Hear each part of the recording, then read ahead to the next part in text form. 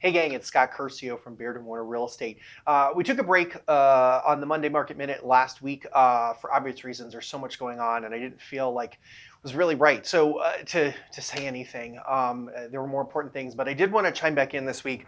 We're going to talk about May 2020 numbers in Chicago at the end. But there's something that I've come to realize. I think in the last week, I do a lot with FHA and VA buyers, and because I'm in Chicago and we're a vertical market, a lot of it. We uh, it's very difficult to find condominiums that are approved for either of those transactions. And one of the things that we always have to look for is whether or not the declaration and the bylaws, the governing documents of the association, have a right of first refusal.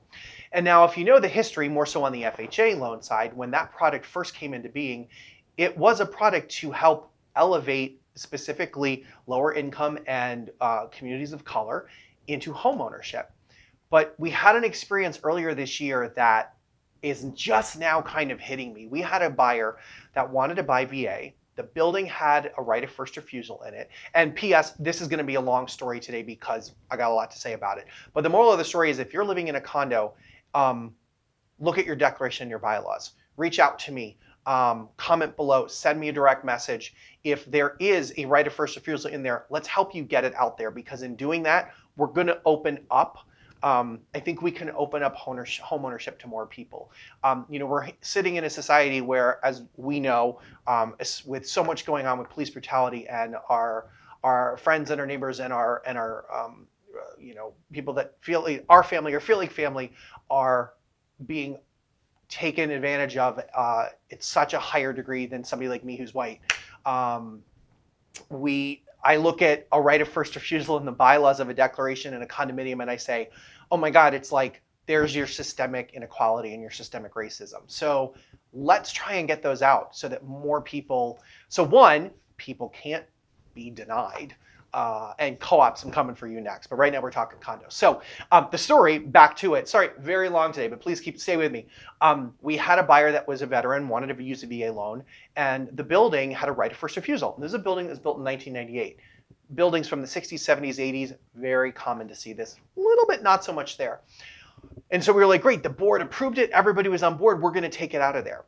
And then as our attorney delved further into the documents, it also required that not only did you have to have a certain percentage, or I think everybody to agree to remove the right of first refusal. And that means, by the way, that the board can essentially stop a sale, right? If they don't like the person that's buying it. It's seen as discriminatory. Hence the reason VA and FHA do not allow it in their purview if you're going to buy those. But there was a clause that stated that you had to then get any mortgager, right? So any mortgage holder to also approve that change. Now, how the hell am I going to get 40 or 50 lenders and people sitting up in an ivory tower in wherever they are to agree to this? And it hit me as I was thinking about this all last week that it was never going to happen. And so there are stopgaps that I'm sure are sitting out there in these declaration and bylaws where they've said, oh, well, there's a right of first refusal, but they'll waive that. But then when you have something like this, you can't change it. So how do you elevate somebody into homeownership? And I bring that up because if you've been following my market updates for a year or more, you've heard me talk about how the LGBT community has a lower percentage of homeownership than the general population, right? It sits at about 45% versus about 63%. And then when you look at communities of color, the Latinx, the African American community, those numbers go down even further. Why? Because they've missed out on 6, 7, 8 generations of wealth building. And so again, if you've gotten this far, God help you. We're at 4 minutes. This is gonna be the longest one ever. Holy Jesus. If you've gotten here and you're in a condominium or you own a condominium, get a copy of your declaration of bylaws and look to see if you have the right of first refusal. And if it's in there, reach out to me. Let's try and get those out.